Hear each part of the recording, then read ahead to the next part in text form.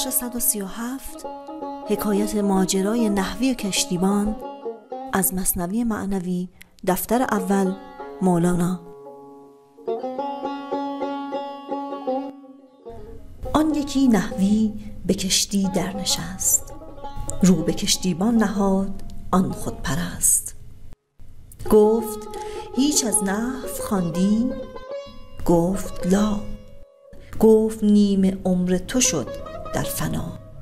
دل شکسته گشت کشتیبان ز تاب، لیک آن دم کرد خاموش از جواب.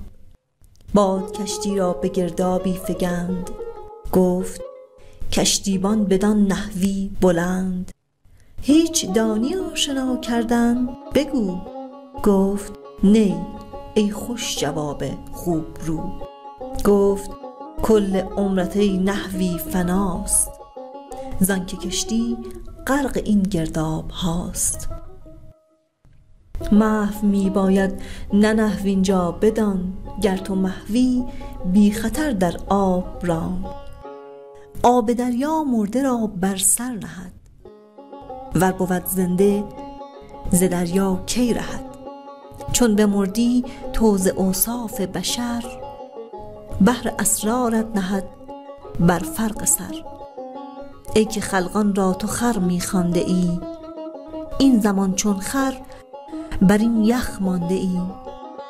گر تو علامه زمانی در جهان، نک فنای این جهان بین وین زمان.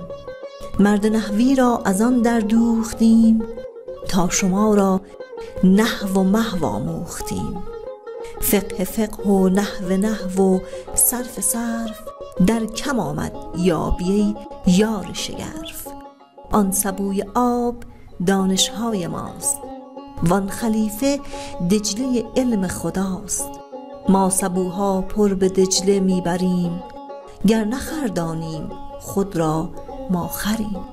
باری عرابی بدان معذور بود، کو ز دجله بی خبر بود و ز رود. گر ز دجله با خبر بودی چو ما، او نبردی آن سبو را جا به جا.